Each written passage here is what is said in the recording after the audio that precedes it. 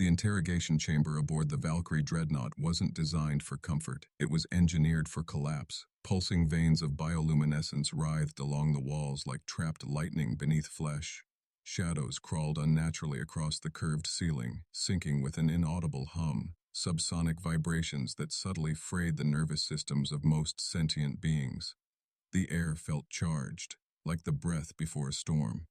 Ambassador Narl Lith, chosen emissary of the Galactic Conquered, had seen hardened mercenaries lose cohesion in minutes inside this chamber. But the human sitting at its center looked bored. Professor Daniel Chen. Captured during the Valkyrie assault on Research Outpost Epsilon, he was Earth's leading xenoneurobiologist, now restrained, calm, and seemingly immune to the room's psychological weapons. His fingers rested loosely on the chair's arms, not clenched. His eyes scanned the chamber with detached precision, like a man analyzing a specimen. Narl circled him slowly.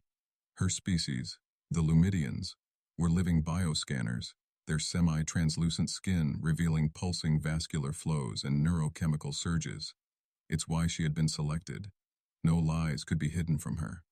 Your hormonal levels remain within standard deviation, she noted, more to herself than him. You're reading me correctly, Chen said, voice smooth. I'm not afraid. Narl narrowed her eyes. Why? You know why, he said, leaning forward just slightly. You've studied Earth. You've read the reports. I have, she replied, flicking open a holographic display beside her. Your species emerged on a Class 9 hazard world. You've endured supervolcanoes, ice ages, pandemics, extinction-level impacts. Yet your civilization advanced rapidly after discovering atomic force. That is rare. That's the surface data, Chen said. But that's not what matters in this room. Narl tilted her head. Then what does? He met her gaze directly. Tell me, Ambassador, what do you actually know about human conflict? She hesitated. You've had global wars, civil unrest, primitive weaponization prior to spaceflight. Chen's eyes darkened. We've had thousands of wars. We perfected war before we understood peace. When we weren't fighting, we were planning to. Genocide, psychological warfare, bioweapons, orbital strikes. We didn't just fight each other. We refined it into culture, into ritual. We turned war into economy. Narl's skin pulsed with a ripple of chemical unease. Many species evolved through conflict. None like us, Chen replied flatly. We are the only known civilization to design weapons that could annihilate our entire biosphere, repeatedly, and build them anyway, not to use them, just to ensure the other side knew we would. And yet you survived yourselves. We didn't just survive, he said. We built civilization on the bones of conflict. We immortalized killers in marble and named cities after battles. Narl took a step back. For the first time, her own vitals were spiking, not his. Chen leaned in further. The Valkyrie evolved as predators, apex hunters.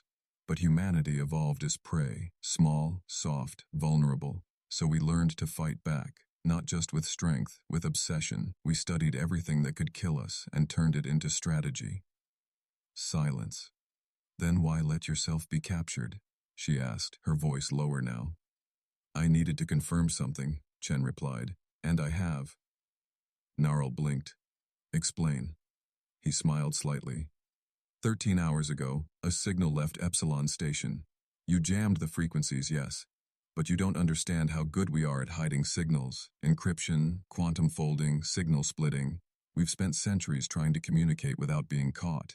Her brows furrowed. Your flaw, is light years away. You couldn't have gotten a message through. Chen glanced at the ceiling as a faint tremor pulsed through the walls. You felt that? He said calmly. Another tremor followed, then a third. This time, the walls vibrated. What is that? Narl demanded. Our response, Chen said. We don't leave our own behind. An alarm shrieked to life. The interrogation room's lights flickered.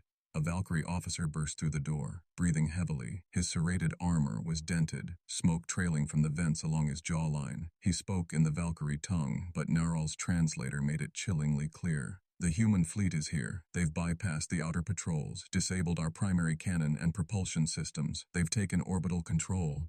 Impossible, Nerl barked. We have fail-safes, shields. They transmitted a message, the Valkyrie officer added quietly. Footage of what happened the last time a species refused to release human captives. Chen stood as the restraints retracted automatically. He adjusted the collar of his torn uniform and looked toward Gnarl. I wasn't afraid, he said, because I knew how this ends. The galaxy has been watching Earth like it's some curiosity, a dangerous anomaly, but you were wrong to observe us. Gnarl's breath hitched. You should have quarantined us. He walked past her toward the open door. In this universe, he said, without turning back, there are predators, there are prey, and then there are humans who learned to be both. Gnarl remained frozen in place, the shrieking alarms fading beneath a realization heavier than any weapon. Earth hadn't just survived, it had arrived, and it would never come alone. Outside the chamber, the Valkyrie dreadnought groaned under the pressure of a reality it had never faced. Hull plating, reinforced to withstand neutron bombardment, now shimmered under the silent threat of human orbital precision. Valkyrie warriors, bred for conquest and fearlessness, stood stunned at their stations. For centuries, they had moved through the stars with impunity, invincible, unquestioned. But this was different. Their command relays were silent, their engines dead. Every defense had been peeled away like layers of flesh by weapons too fast, too surgical. Gnarl moved slowly, her feet uncertain beneath her.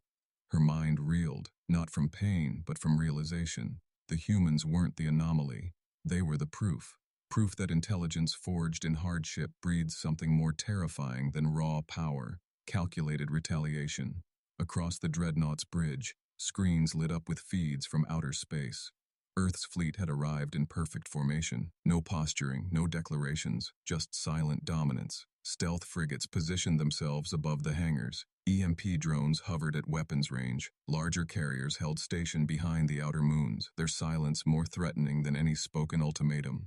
And in the lead, the Aegis, humanity's flagship, not because it was the biggest, but because it had never been defeated.